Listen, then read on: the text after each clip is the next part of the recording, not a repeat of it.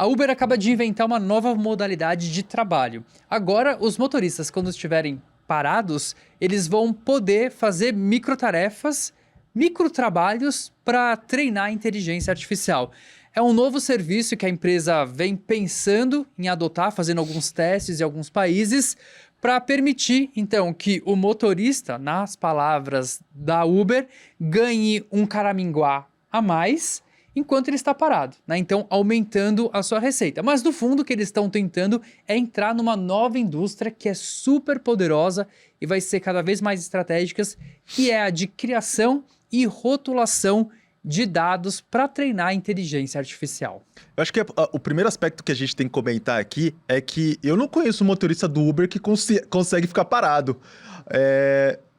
A todo momento chegam corridas, geralmente esse motorista ele não trabalha só para uma plataforma da Uber, ele trabalha para outras plataformas. Eu fico me perguntando em que momento esse cara vai ter alguma ocasião livre para fazer esse tipo de coisa. Acho que quando estiver lá no aeroporto, né? No aeroporto eles Esperando. porque às vezes eu já peguei motorista que falou que às vezes ele fica numa lista lá de espera de 3, 4 horas para ter uma chamada do aeroporto, né? Que de Guarulhos, no caso de São Paulo. Pode ser uma opção. Ou às vezes quando tiver uma baixa demanda. E aí o segundo ponto a trazer para cá é que a Uber está entrando num segmento que é o de microtrabalhos e microtarefas, que não é ela que inventou. Outras empresas, e são empresas grandes, já trabalham dentro desse segmento. A gente tem a Arpen, tem a Telus, tem a Crowdwork, e a mais conhecida delas é a Mechanical Turk, que é da Amazon, que deu esse nome que pode ser traduzido como turco mecânico, em homenagem a uma máquina alemã do século XVIII, que era um robô. Eu nem sei se naquela época tinha robô e tal, mas era uma engenhoca que simulava um turco que jogava xadrez. E aí aquilo era quase como uma mágica, uma feitiçaria, só que em vez de ser um robô, tinha uma pessoa de carne e osso ali embaixo, fazendo com que o bonequinho mexesse as peças.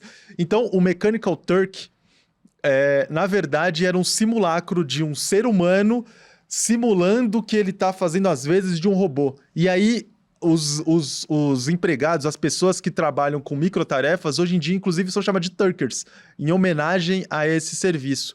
E essa é uma área tão antiga que a primeira vez que registraram o nome microtrabalhos foi em 2008, com uma empresa chamada SunSource, que é uma ONG fundada por um funcionário, uma ex-funcionária do Banco Mundial, que levava esses serviços para países do Caribe, da África, e dava a jovens a oportunidade, ela dizia que era uma oportunidade de fazer pequenas tarefas em troca de alguns centavos. E essas pequenas tarefas permitiam que esses jovens conseguissem pagar a universidade. Só que isso virou uma indústria. E aí, trabalhadores hoje em dia vivem dessas plataformas. E a coincidência é que essas plataformas funcionavam muito como o Uber no começo, ou seja, você podia ter um rendimento muito acima de outras categorias, só que conforme foram entrando outras pessoas na plataforma, esse rendimento caiu. Em 2023, o UOL publicou uma matéria sobre trabalhadores brasileiros nessas plataformas. E teve gente que disse que, no começo, conseguiam faturar até $1.000 por semana. Em 6, 7 horas de trabalho, conseguiam faturar $200. Mas, hoje em dia, esse volume de dinheiro acabou caindo porque as tarefas ficaram cada vez mais minguadas. E que tarefas são essas, Diogo? As pessoas elas são convidadas a rotular a imagem, ou seja, dizer o que tá sendo mostrado naquela imagem, falar algumas palavras no dialeto delas, tirar fotos de algumas situações. Elas são convidadas também a descrever algumas imagens, e tudo isso depois é imputado na inteligência artificial para ela aprender como é que o nosso mundo funciona. Esse serviço já deu muito dinheiro, como eu já comentei aqui, mas hoje em dia ele obriga os Turkers, os microtrabalhadores, a passar muitas horas na frente do computador, porque nem toda tarefa paga tão bem assim. E aí teve gente que contou pra gente do UOL que ficou mais de 16 horas na frente do computador esperando um trabalho que pagasse razoavelmente bem. Isso me faz pensar que, de alguma forma, a Uber junta o segmento dos motoristas de Uber, que já passam muitas horas dirigindo, com outro segmento, que é dos microtrabalhadores, que já passa muitas horas na frente da tela do computador, na tela do celular. E, de todo modo, são duas categorias super vulnerabilizadas, né? É quase uma precarização dentro da precarização. Porque Pois você é. vai usar o tempo livre ali da pessoa que já está num serviço precarizado para trazer ali algum gostinho de esperança de alguns centavos, algum dinheiro a mais. Então, essa é uma estratégia do Uber, inclusive, de usar essa massa de trabalhadores que já estão à disposição. Porque uma das dificuldades que as plataformas também têm é de atrair pessoas para fazer esse tipo de serviço. Então, uma nova plataforma ela precisa atrair pessoas. Então, esse é um grande desafio que tem. Mas é uma necessidade, dado esse universo da inteligência artificial. Então, quando a gente está falando da Meta, por exemplo, recentemente o Zuckerberg comprou a Scale AI, pegou o Wang, né, o que era o CEO, o fundador da empresa, colocou ele como chefe desse super laboratório de inteligência artificial, ou melhor, o laboratório da superinteligência da Meta, e comprou por 14 bilhões. Sim. Foi uma coisa assim. E o que faz a Scale AI? Basicamente, a criação e rotulação de dados. Porque a gente vai precisar e vai ser demandado cada vez mais dados que são específicos, né? Para trabalhos que são específicos. E é uma coisa muito trabalhosa e, ao mesmo tempo, muito custosa também. E aí, por isso que eles vão atrás de mão de obra menos qualificada, às vezes em situação de precarização, para conseguir isso. Eu trabalhei um tempo com essa parte de pesquisa de inteligência artificial e a gente começou a criar conjunto de dados, né? E aí a gente pegou até um dataset que era sobre emoções, só que foi um dataset que foi criado pelo Google sobre emoções, mas era em inglês. E a gente queria criar em português. Então, a gente estudou como é que foi o processo de criação que o Google utilizou. Então, basicamente, o Google coletava os dados e aí ele ia para o Mechanical Turk e pedia para as pessoas anotarem. E tinha 30 categorias de emoções e as pessoas tinham que escolher ali. Nessa frase aqui, é mais ódio, é raiva, é tristeza, é admiração. Eram 30 categorias, eram bastante categorias. E depois eles criaram um conjunto de dados e isso ficou disponível. Só que depois, posteriormente, novas pesquisas foram feitas a partir desse conjunto de dados. E aí se percebeu o quê? Que o conjunto de dados ele tinha uma qualidade muito baixa. Por quê?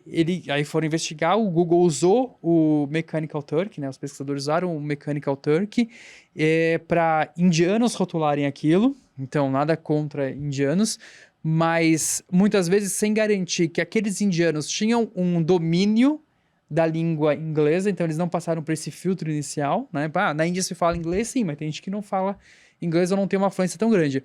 E segundo, não eram especialistas na área de psicologia, neurociência, antropologia, qualquer coisa que conseguisse entender melhor a questão das nuances da marcação para isso que estava sendo feito, né? Que era anotação de emoções.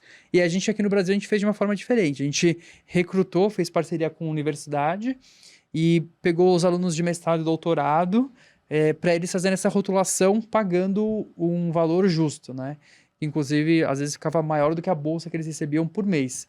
Então, foi uma estratégia interessante, mas é isso, é a luta pelos dados. E aí, recentemente, a Uber, ela comprou uma empresa para incorporar no seu serviço. E hoje a Uber ela está prestando esse serviço.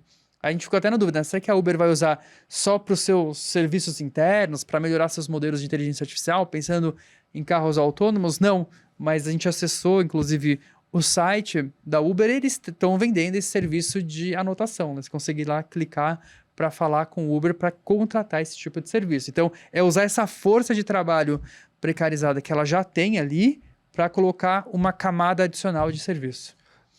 Isso faz parte de uma estratégia maior da Uber, de fazer com que a plataforma dela, que já tem motoristas, já tem entregadores, já tem pessoas que fazem frete, também de adicionar uma nova categoria de trabalhador, que são os Turkers. E, de alguma forma, a Uber vai criar um mega app do serviço plataformizado.